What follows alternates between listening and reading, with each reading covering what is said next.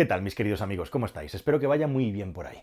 Pocas veces tiene uno ocasión de poderse sentar en una mesa con el CEO de una gran compañía de automoción. En España es más accesible, es más fácil que eso suceda, pero en pocas ocasiones ocurre que tienes la posibilidad de sentarte con el CEO, con el máximo responsable o la máximo responsable a nivel global. Y esto me ha pasado últimamente en 2 ocasiones y quería reflejarlo contigo en este vídeo, porque qué mejor oportunidad de poder empezar una sección en la que tenemos conversaciones con personas tan poderosas que hacerlo con la que es probablemente la mujer más poderosa de la industria del automóvil actualmente y que podría acabar siendo en el futuro la persona más poderosa de la industria del automóvil en el mundo. La mujer más poderosa a día de hoy, si la comparamos con Mari Barra, la responsable de General Motors, la persona más poderosa de la industria de la automoción en el futuro, probablemente si la comparamos con el CEO de Volkswagen o la comparamos con Elon Musk. Estoy hablando de Stella Li. Una persona, una mujer, que a pesar de que todavía es bastante joven para los estándares de la industria, empezó en BYD cuando prácticamente eran 30 empleados. Y ahora son la empresa de automoción con más empleados del mundo. Stella Li ha conocido todos los escalones, toda la fase de crecimiento de una compañía que va camino de convertirse en una de las top 3 mundiales en un plazo de aproximadamente 5 años y que tiene un crecimiento que asusta. Bueno, pues en Alemania, precisamente, y coincidiendo con la presentación del BYD Sea Lion 7, tuvimos la oportunidad de tener 10 minutos cronometrados para sentarnos en una mesa rodeados de asesores que imponían junto a ella cara a cara para intentar hacerles preguntas interesantes o inteligentes, o al menos, por lo menos, intentar obtener respuestas interesantes de Stella Li, un personaje fascinante que luego tuve la oportunidad, la casualidad más bien, es increíble, de que me acabaran sentando en la mesa para cenar con ella. Y me estuvo hablando un poco, bueno, yo tampoco quería importunar mucho, porque allí había muchas conversaciones paralelas sobre los orígenes de la empresa, sobre cómo les dijeron que estaban locos cuando querían pasar de fabricar baterías a fabricar automóviles, como que tuvieron que pedir mucho dinero prestado y hubo momentos en los que parece que la compañía desaparecía, como ocurre en cualquier startup que tiene grandes sueños, que tiene grandes ambiciones. La cuestión es que esta señora ya estaba ahí. Y por cierto, en esta entrevista, que te voy a pasar ya, nada más un detalle. Hemos quitado la parte donde ella habla del BYD Sea Lion, que es el coche que ya te publiqué en el canal y probé en Alemania. Al final del vídeo te recomiendo el vídeo para que lo veas, para que veas un poco cómo son las cosas y los intríngulis de mi trabajo. Yo estaba en Alemania y estábamos caminando de camino al coche porque ya nos teníamos que ir al aeropuerto. Iba con un responsable de BYD en España. Y de repente nos giramos, nos cruzamos con un ejecutivo de BYD por un camino, pues estábamos en el campo, y se queda mirando al responsable de España y le dice: bueno, ¿qué cuenta la prensa? ¿Qué opina? ¿Crees que ahora ya sí podemos decir que estamos a la altura de Mercedes-Benz y de BMW? Claro, el responsable de BYD español se quedó un poco parado y dijo: bueno, vamos a ver qué dicen, vamos a esperar a mañana, pasado mañana, cuando leamos sus artículos y sus vídeos, ¿no? Y veamos sus vídeos. La cuestión es que esta es la ambición de esta gente, es decir, hacer coches que compitan con los mejores coches del mundo, que aunque todavía no lo hagan, crecen a una velocidad increíble en calidad y cada vez se ponen más cerca y en algunas cosas ya los superan. E igualmente, esa mentalidad podríamos decir un poco naif y al mismo tiempo ambiciosa de lo podemos hacer, vamos a ser capaces, y algo que a algunos les ha costado 20 o 30 años conseguir, nosotros queremos hacerlo en 5 años. No sabemos si vamos a conseguirlo o no, pero precisamente la miniatura de ese vídeo se titula si el BYD Sea Lion 7 está a la altura de un Mercedes, de un BMW, de un Tesla, porque fue el propio directivo de BYD el que me dio la idea de decir: venga, vamos a hacer una prueba de estrés y a ver si eso es real o no. Bueno, la gran cuestión es que toda esa disertación en la que Stella Li nos vende su coche, lo bueno que es, la quito, porque ya tenéis mi opinión del vehículo y ella, por supuesto, nos lo va a vender muy bien, y vamos a hablar un poquito con ella en inglés, rodeados de asesores, sobre la empresa, sobre sus planes en Europa, si se quedan, si no se quedan. E igualmente también la primera y más importante pregunta de todas es saber exactamente y que nos confirme cuántos empleados tiene la compañía actualmente y cómo narices lo hacen para contratar tan rápido. Vamos con la entrevista.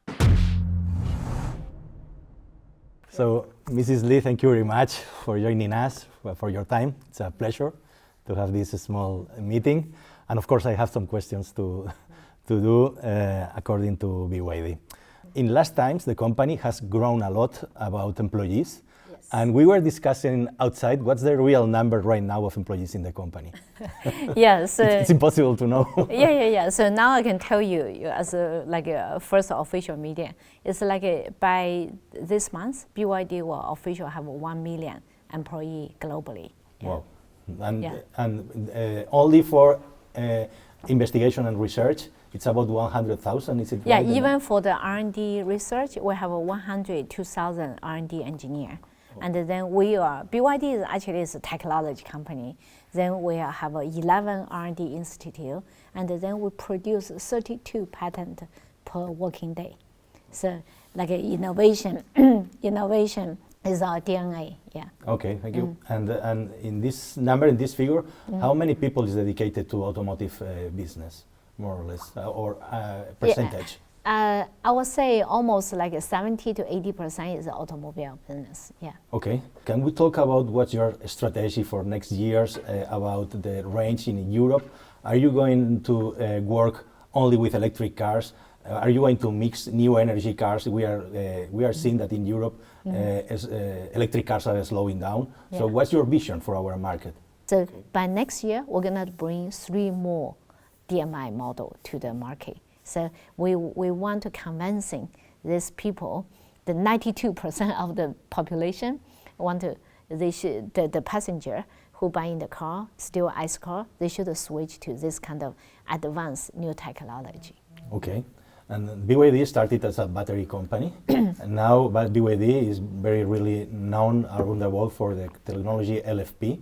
Yes. What's next? Are you working in solid-state batteries? Maybe you are working in some kind of new chemicals cheaper than LFP. So what's your vision for next batteries in automotive industry? Yeah, very professional questions. Yeah, so BYD is the leading player for LFP and the blade cell.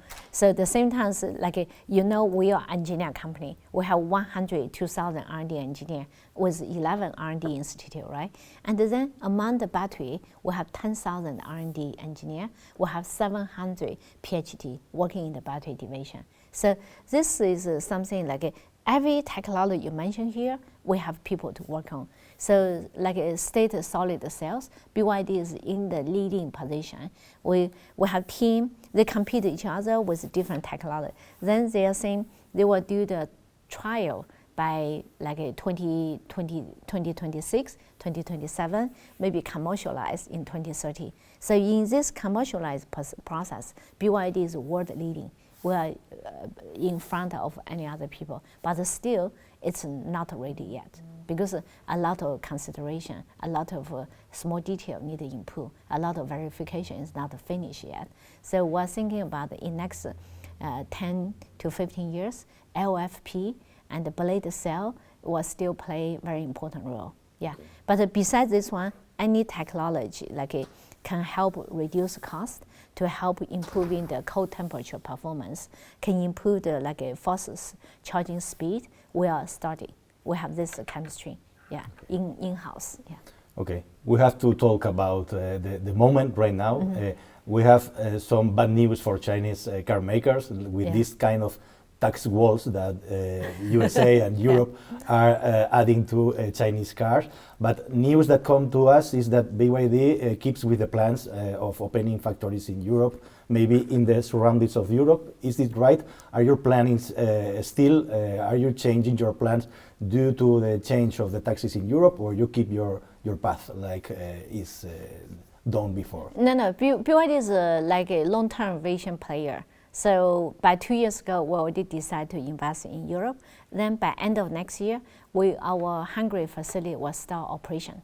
So we will start produce electric car and in Europe for European market. So this is what we're doing now. And it's just 1 year. So all the tariff is just a short-term impact. Okay. And we are in November 2024.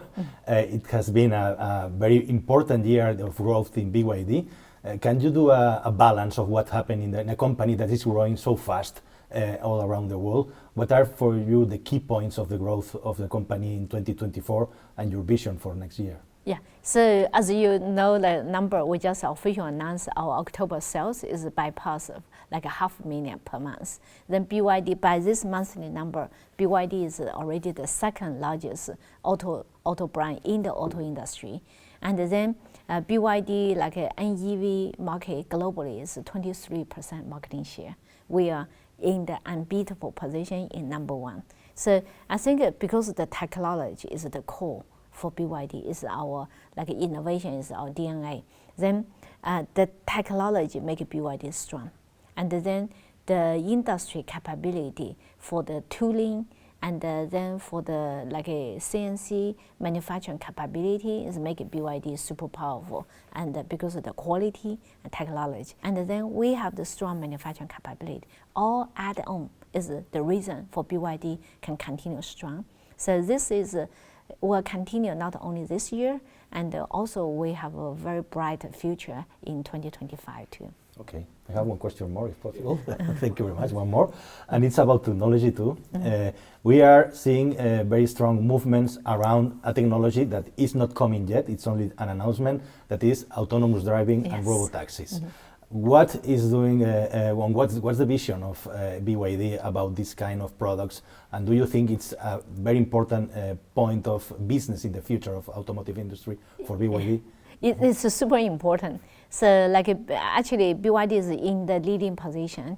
Just 2 years ago, we just hired another 5,000 software engineer only for dedicated for the automatic driving.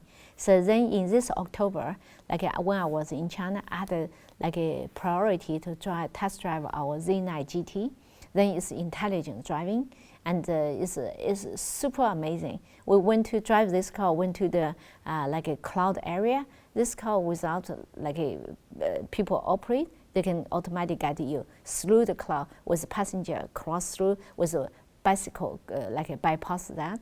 It's amazing.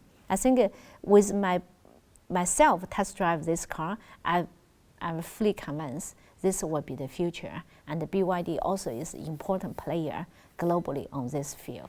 Thank you very much for your time. It's a pleasure, and I will keep asking, but I suppose that it's enough. Thank you very much for having me. A pleasure and an honor. Thank you. Thank you. Nada más, queridos amigos, espero que esta conversación con la jefa, así con J mayúscula, os haya parecido interesante. Espero poder traer más contenido de este tipo al canal, si a vosotros os lo parece también, y nos vemos como siempre en un próximo vídeo que espero que sea más y mejor. Esto está apasionante. Hasta el siguiente. Adiós.